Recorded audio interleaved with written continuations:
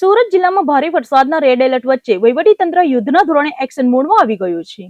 કીમ અને અંબિકા નદીના જળસ્તરમાં વધારો થતા જિલ્લાના ઓલપાડ, માંગરોળ અને અંબિકા કિનારાના ગ્રામ્ય વિસ્તારોમાંથી 4000 થી વધુ નાગરિકોનું સુરક્ષિત સ્થળે સ્થળાંતર કરવામાં આવ્યું છે.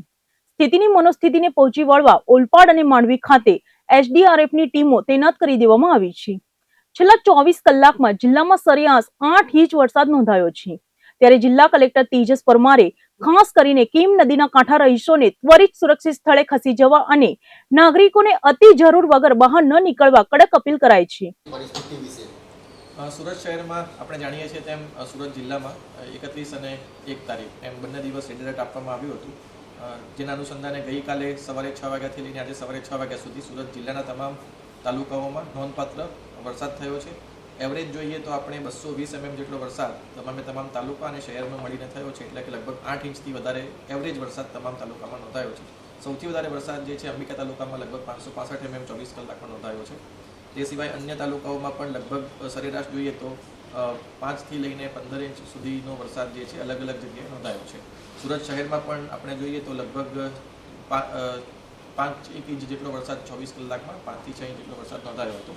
સવારે 6 વાગ્યાથી 10 વાગ્યાની સ્થિતિ જોઈએ તો સરેરાશ બહુ ઓછો વરસાદ આજે નોંધાયો છે, પરંતુ ફરીથી 10 વાગ્યા પછી અત્યારે અવકાશનું એક એલર્ટ આપવામાં આવ્યું છે અને આજે પણ આઇસોલેટેડ પ્લેસીસ ઉપર heavy two very heavy rainfall થવાની સંભાવના સુરત જિલ્લાના અલગ અલગ ભાગોમાં થઈ છે.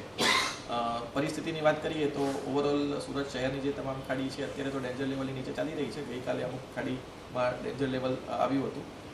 ત્યારબાદ તાપી નદીની અંદર આપણે સિંગણપુર જે કોઝવે છે તે ઓવરફ્લો થવાના કારણે પાણી આવેલું છે. ઉકાઈ ડેમ છે તેની સ્થિતિની વાત કરીએ તો 333 ફીટનું જેનું રૂલ લેવલ છે એની સામે અત્યારે 320 ફીટ એમાં પાણી છે. જિલ્લાના અન્ય ભાગોની વાત કરીએ તો ખાસ કરીને ઓલપાડ અને માંગરોળ તાલુકાના ગામો કે જેની અંદર કીમ નદી જે છે એ આજે રાત્રે ઓવરફ્લો થવાના કારણે કેટલાક ગામોની અંદર પાણી જે છે તે આવ્યા છે, પરંતુ આપણે પ્રિકોશનના ભાગરૂપે આપણને અગાઉથી જાણકારી હોવાના કારણે ગઈકાલે જ બધાનું ત્યાં સ્થળાંતર આપણે શિફ્ટિંગ કરી દેવામાં આવ્યું હતું.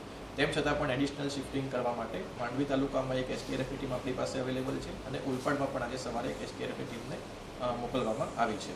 એટલે અત્યારે હાલની જ સ્થિતિએ જોઈએ તો ઓવરઓલ જિલ્લામાં સ્થિતિ જે છે એ અંડર કંટ્રોલ છે. ફક્ત કીમ રિવર ઓવરફ્લો થવાના કારણે ઓલપાડ અને માંગરોળ તાલુકાના ગામો છે તેની આસપાસ તકેદારીના ભાગરૂપે અત્યારે શિફ્ટિંગ ગઈકાલે પણ થયું હતું અને આજે પણ ચાલુ છે. અને સાથે સાથે જે અંબિકા નદી છે તેનું સ્તર અત્યારે નીચે છે, પરંતુ તેમ છતાં પણ આપણે અંબિકા નદીની આસપાસના જે ગામો છે ત્યાંથી આપણે ગઈકાલે લોકોનું શિફ્ટિંગ કર્યું હતું. ઓવરઓલ જિલ્લાની અંદર સુરત શહેર સિવાય લગભગ 4-1 હજાર લોકોનું સ્થળાંતર આપણે ગઈકાલે કરવામાં આવેલું છે. સુરતમાં અત્યારે ગભરાવાની કોઈ જરૂર નથી, શું કહેશો તમે? સચેત હંમેશા આપણે રહેવું જ જોઈએ. આજે પણ મેં કીધું એમ રેડ એલર્ટ છે જ, એટલે તકેદારીના ભાગરૂપે આપણે તમામ શાળા કોલેજોને તો આજે બંધ રાખવામાં જ આવી છે અને હજુ પણ રેડ એલર્ટની સ્થિતિ છે, એટલે ભારેથી અતિભારે વરસાદની સંભાવના છે. કેટલાક જગ્યાઓ ઉપર આઇસોલેટેડ પ્લેસીસ ઉપર આ થવાની સંભાવના છે, એટલે આપણે આજનો દિવસ પણ આપણે તકેદારીના ભાગરૂપે તમામે લોકોએ સાવચેત રહેવાની ખાસ જરૂર છે અને શક્ય જરૂરિયાત ના જણાય તો આપણે ઘરની બહાર નીકળવાનું ટાળવું જોઈએ.